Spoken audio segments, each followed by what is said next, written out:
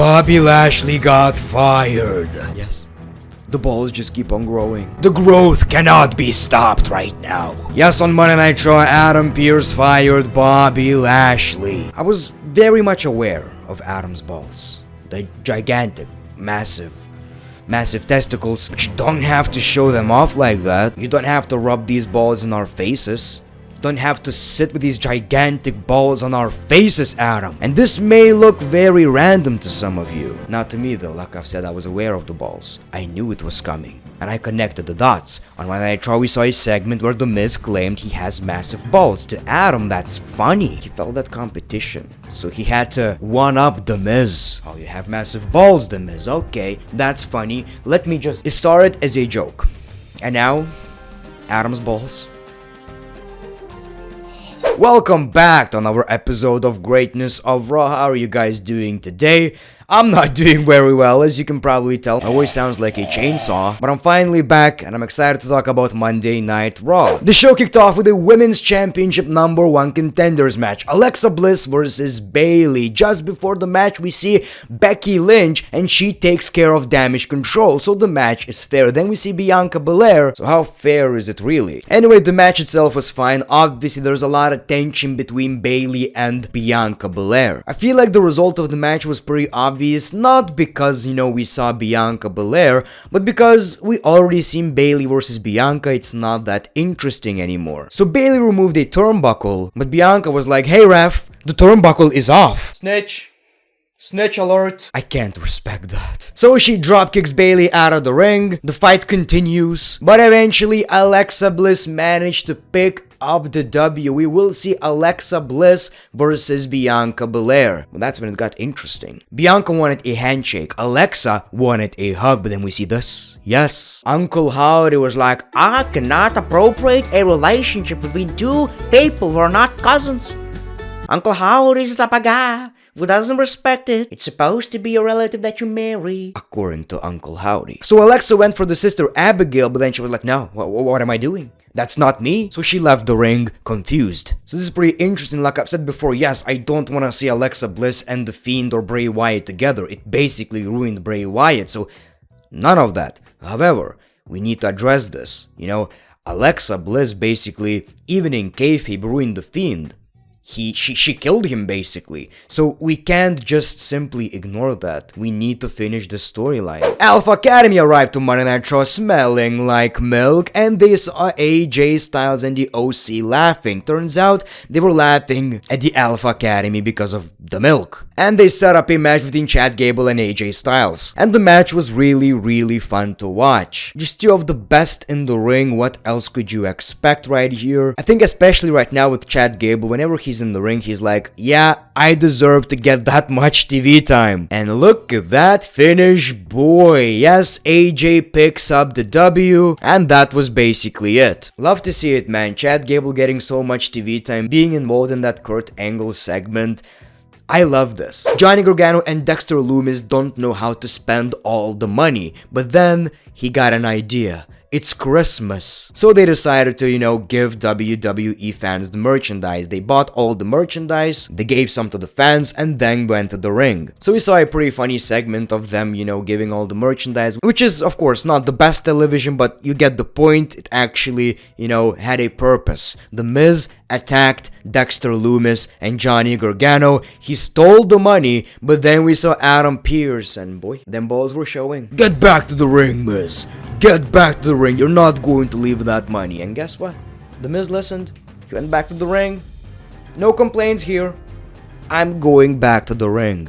Just don't show me these balls. So he's like, "Give the money back to Dexter Lumis." The Miz says, "I'm desperate. I need that money. I am desperate." Johnny says, "You're rich. What are you talking about?" "Well, Maurice controls all the money. I don't have any money in cash right now. I want a rematch." And they did set up a rematch. The thing is, it's going to be a ladder match for double the money because The Miz has to risk the other half of the money. It looks like the type of storyline Vince McMahon would come up with. I'm getting these vibes, but it is entertaining.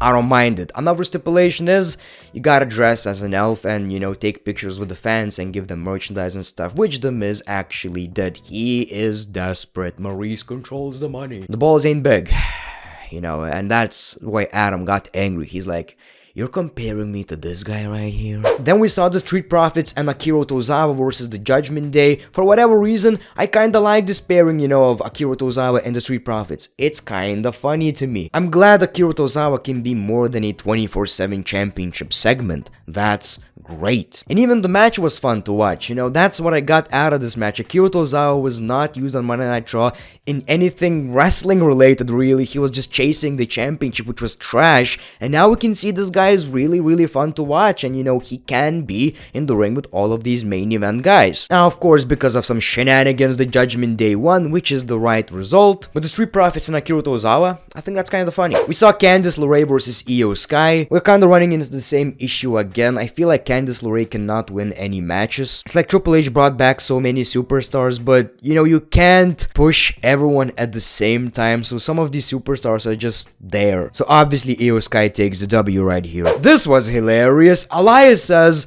"Can you be in my corner tonight?" And Kevin Owens is absolutely shocked. "Don't you remember what you did to me?" Like, this was a funny segment. This went for like 4 minutes or whatever. Kevin Owens just being absolutely shocked. You pretended to be Elias. I went insane because of you. So guess what?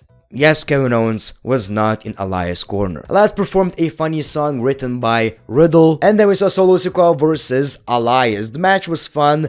I love Solo Sikoa in the ring, man. He's so different from the rest of the roster. I really, really appreciate that. So, of course, Solo Sikoa wins the match, but then they decided to attack Elias. Kevin Owens decided to help. He removed the chair. Elias was like, "Thank you, brother." But yeah, he got stunned anyway. Is this going to be another Riddle and Randy Orton type of relationship? Are we going to see Kevin Owens and Elias? I wouldn't mind that. I really wouldn't mind that, because just because of the previous storyline, we could get so many funny moments. Kevin Owens being like, now that we're friends, can you just admit that, you were Ezekiel? And he would be like, "I don't know what you're talking about." This love-hate relationship, it's been overdone kinda lately, but I wouldn't mind it. Then we saw Asuka versus Rhea Ripley. Again, I'm getting the same vibe. Rhea Ripley is the only woman who should defeat Bianca Belair for the championship. She's so different, and especially right now, she has even more momentum than she did back in NXT or once she came to the main roster and everyone thought she's going to be the face of the company, basically. I think now she's even more interesting. Dominic tried to get involved. We got the Mist, and Rhea Ripley won the match. The backstage segment was funny. Dominic is like, I can't see. "Don't worry, Dom. Thankfully, it's not on something that could hurt even more." PP joke. Love to see it. Dig jokes on Raw. So Dolph Ziggler wins the United States Championship. He says that Theory is not, the rightful champion. He's coming for the championship, basically. But he also said, "You don't know how much that championship means to us." Really, Ziggler? Well, I remember a few years ago, you won the championship and you were basically, "I don't need that shit right now." So how much does it actually mean, Ziggler?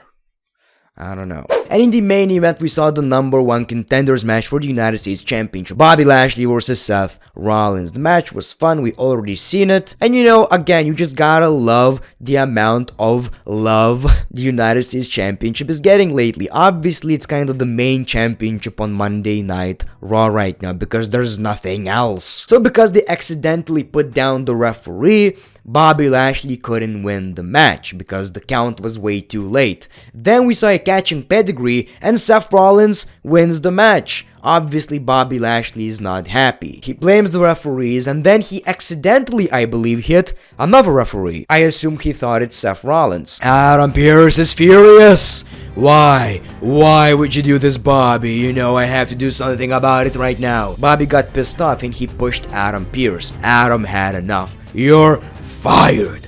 You're fired." And Bobby Lashley, yes, he got fired on Monday Night Raw. Bobby is no more. Bobby is no more. Which hopefully, means he's going to SmackDown. Which, again, wouldn't make that much sense anyway because Adam Pearce is kind of running both shows. So I don't know.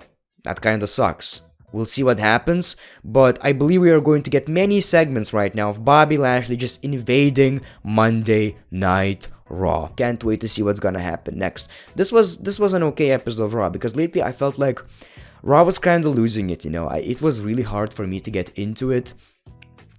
And, I got sick, so I was like, well, that Raw sucked anyway, so I'm kind of happy I don't have to record a video.